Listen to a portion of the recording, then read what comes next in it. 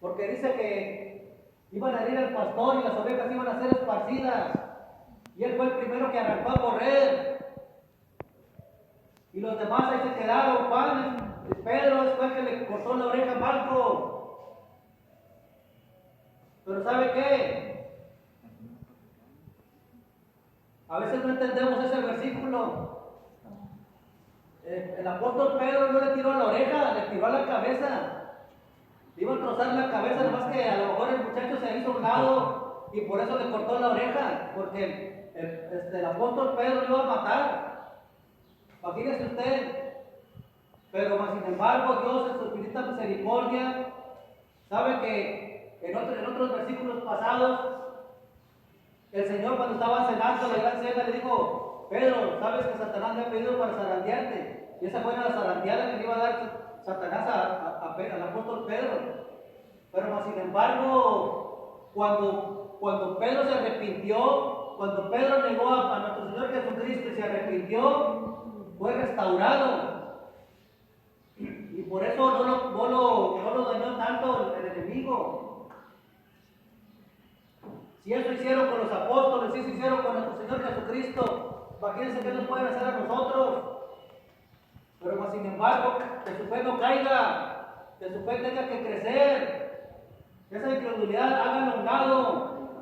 Empieza a creer la verdad, empieza a seguirse sus lomos con el cinto de la verdad, ponerse la coraza de justicia, el escudo de la fe, la espada del Espíritu, el yelmo de la salvación, las sandalias del apresto del Evangelio de la paz, seguirse con la armadura. ¿Por qué? Porque dice la palabra que estar firmes, y habiendo acabado todo, estar firmes. ¿Por qué? Porque el enemigo no se va a quedar ahí. Si ya lo venciste, el enemigo te va a dar un revés y te dejas. Si te descuidas, va a arremeter contra ti, contra tu familia, contra la fuente de provisión, contra el fruto de tus manos, contra todo lo que tengas. Él no se mide, no tiene corazón. Y nosotros a veces tenemos incredulidad. No, ahí la palabra de Dios dice que resucitó Jesucristo al tercer día y que fue con los apóstoles. Así me encontré una hermana, imagínense todo eso, y le estaba diciendo a otra persona, le estaba evangelizando y le decía que el Señor había resucitado y todo. Y luego ya el último que le dice: bueno, es que ahí dice la Biblia, quién sabe si sea cierto. Pues da cuenta que todo el trabajo lo echó a tierra. ¿Por qué? Porque pues ella misma estaba diciendo que no creía lo que decía la Biblia. Hay que creer, el Señor Jesucristo resucitó, murió y resucitó al tercer día, y hoy está sentado a la diestra del Padre y gobierna con poder y gloria, y su gloria no tendrá fin por los siglos de los siglos y por toda la eternidad. Hay que creerlo. No viene escrito nomás porque al Espíritu Santo se le ocurrió ponerle en la mente a esa persona que escribió la Biblia. ¿Saben que cuando escribían, cuando los que estaban escribiendo la Biblia, escribían la Biblia, cuando escribían Jehová de los ejércitos o Jesucristo, la persona antes de escribir esa palabra se tenía que ir a bañar y se tenía que cambiar las vestiduras y escribir. Así lo escribiera 3-4 veces en una página, tenía que irse a lavar otra vez y volver a venir y volver a escribir. Imagínese usted. Porque había esa presencia de Dios. Y ahorita no creemos, a veces, no, pues se siente, pero ¿por qué sabe usted de Dios? A veces hay personas que me dicen: no, es que a veces oigo voces y me dicen que diga a una persona, pero no, mejor no le digo porque a lo mejor son mis pensamientos. Si es palabra de Dios, tienes que decir. Hay personas que tienen ese don de profecía. Tienes que dar la profecía, tienes que decirle a la persona. ¿Qué tal si esa persona se va a morir y quiere esa respuesta? Y si tú te quedas con esa respuesta en tu corazón y esa persona se muere, pues esa sangre va a ser demandada para ti. Esa sangre es sobre la cabeza de la persona. Pero hay mucha incredulidad. ¿Sabe que la semana pasada fuimos a una iglesia, fuimos invitados, pero antes nos llevaron a orar por unas personas y cuando llegué a esa casa se respiraba un aroma de muerte y se sentía. Y ya oramos por las primeras personas y la hermanita que me acompañó se asomó al otro cuarto y estaba un joven ahí, unos 30 años, era un bebé. Y en otro cuarto había otra persona, igual a lo mejor 28, 29 años, y también era un bebé. Imagínense, o sea, tenía parálisis cerebral. Entonces no comían, tenía pañal el muchacho, y pues se sentía todo lo que le habían hecho a las personas. Y hay mucha incredulidad acerca de esto. ¿Por qué? Porque a veces viendo la necesidad y en lugar de venir a los pies de Cristo, andan buscando otras cosas. Pero pues, sin embargo, nosotros tenemos al dador de la vida, a Jesucristo el justo. Pero es cuando usted viene a sus pies, cuando usted se acerca, y usted tiene que entrar hasta el trono de la gracia de nuestro Dios. Por eso cuando el Señor fue crucificado, dice que se rasgó el velo de arriba abajo, se abrió ese panorama, se abrió esa entrada, para que usted pueda entrar hasta el trono de la gracia de nuestro Dios, para que no se quede en el lugar santo ni en el lugar santísimo, tenga que entrar hasta el trono de la gracia. ¿Sabe que cuando entraba sacerdote una vez al año, se le amarraba una cuerda y se le ponían unas campanas en los pies, para que cuando fuera caminando iban oyendo que estaban las campanas, y donde ya no se oían, ya lo empezaban a jalar porque ya se habían muerto? ¿Por qué? Porque no podía entrar nadie con pecado hasta el trono de la gracia de nuestro Dios. Caía fulminado. Imagínense, ahorita tenemos esa franca entrada, podemos entrar. A veces vamos hasta cochinos, con nuestras vestiduras todas negras, y así entramos hasta el trono de la gracia, porque tenemos incredulidad de que la sangre de Cristo nos limpia. Usted debe entender eso. ¿Sabe que a veces los demonios me dicen, no van contigo porque tienen miedo? ¿Por qué tienen miedo de qué? Si yo no hago nada.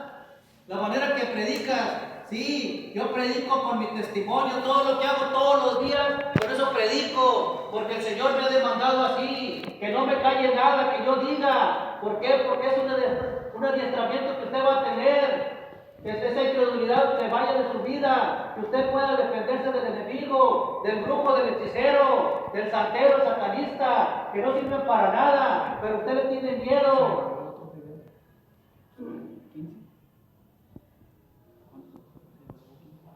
¿Sabe que una vez que hace como unos 5 o 6 años que era una familia, no me acuerdo ni a dónde fui, y me llevaron, y ahora por ahí hubo manifestación y todo lo que usted se puede imaginar?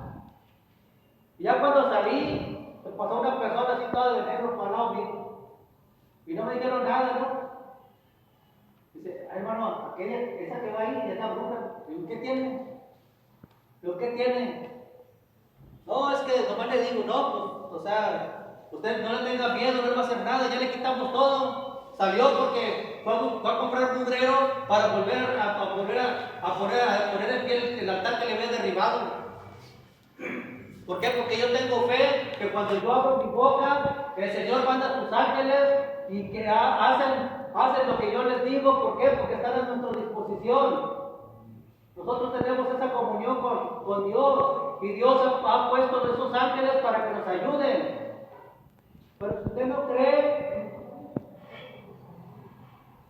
¿de qué sirve tener ángeles si usted no cree que los tiene? Si usted no cree que los puede mandar, si usted no cree que les puede decir que ellos entren a la pelea. ¿Sabe? Simplemente cuando usted está aquí, en los cielos hay guerra.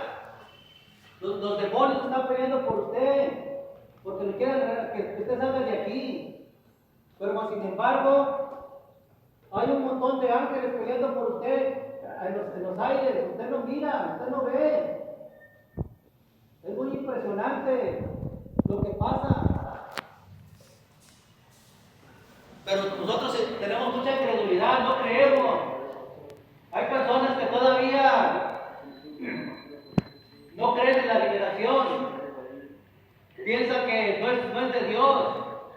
Pero más sin embargo, sabe que cuando uno dice el nombre de Jesucristo de Nazaret, hasta los demonios tiemblan. ¿Por qué? Porque ese es poder y autoridad. Ese es el nombre con poder. Es el poder infinito. No hay otro poder más grande que el que Jehová de los ejércitos tiene. No hay otro poder más grande que el de Jesucristo de Nazaret. Así sea el brujo de más alto rango. ¿Sabe que yo una vez me enfrenté con un brujo que decía que era el brujo más poderoso del mundo? Y primero estaba bien renuente. Primero decía que él tenía mucho poder y que no sé qué cosas, tantas cosas que me dijo. Y ya después estaba hasta chillando.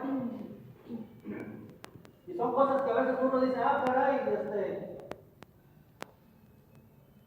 todo Dios, todo lo que Dios permite hacer, porque no lo hago yo. Sabe que cuando, ya le vuelvo a repetir, cuando usted le derriba los altares, cuando usted apaga velaciones y son espiritualmente, ellos pierden la fuerza, se sienten menos. ¿Por qué? Porque ellos creen en eso. Usted tiene luz propia, pero ellos necesitan veladoras. Y usted no necesita más que la luz de Cristo, la luz de Jesús. Y por eso le hablo así, que para que esa incredulidad se vaya. Usted no debe ser incrédulo, usted debe ser creyente. Usted crea que la sangre de Cristo tiene poder. Usted crea que Jesucristo de Nazaret va a venir por nosotros. Usted crea que todo el que se acerque a Dios va a ser restaurado, sus pecados son perdonados. Todo lo que haya hecho, sea quien sea como sea, ¿sabe? Simplemente por no seguir a Dios, estamos pecando. Ayer, ante los cielos, no hay pecado grande ni chico, es pecado y se acabó. Así haya matado, así haya hecho lo que haya hecho. Pero si usted no cree que es perdonado, pues el demonio es el que le está diciendo que no lo perdonan. Porque así me ha pasado a veces, no, es que he hecho muchas cosas que a lo mejor Dios no me puede perdonar. Y ya cuando sienten el poder de Dios y siente que esa paz que dice que sobrepasa todo entendimiento, entonces empiezan a creer así como Tomás. Y eso es lo que debemos hacer nosotros, creer. Al que cree todo lo es posible. Eso es lo que debe de hacer usted, creer. ¿Por qué? Porque el enemigo está ganando ventaja. Dice la palabra ya en Génesis que los tiempos van a ser, vamos a llegar al tiempo de Noé. ¿Y qué está pasando ahorita? Se ha incrementado la maldad, donde quiera hay muerte. Ya sabe que en la Biblia dice que una persona lo golpearon y lo dejaron tirado, casi muerto. Dice que pasó un sacerdote y ni hizo caso, hasta no se hizo por un lado. Pasó un levita, hizo por un lado también. Y pasó un samaritano que no era de nada de Dios. ¿Pero qué hizo? Tuvo misericordia y lo agarró y lo limpió y lo llevó a curar y todavía pagó al mesonero para que lo cuidara. Y le dijo, todavía, si algo te debo, voy a venir, te voy a pagar, pero tú cuídamele. Nosotros así somos. A veces vemos que la persona está sufriendo, es cristiano, pero mira, no, hombre, el enemigo ya la arrastró y le hizo mucha maldad.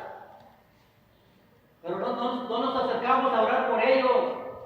¿Por qué? Porque a lo mejor se me va a brincar, a lo mejor me va a pasar a mí también. No, eso no pasa. ¿Por qué? Porque usted tiene autoridad de Cristo. Usted tiene que pararse en la brecha. Usted tiene que orar por las personas. Usted tiene que orar por el que se le acerque. Sabe que yo oro por personas de muchas partes del mundo, no por jactancia, sino para la gloria de Dios. Y todos los días hago lo mismo.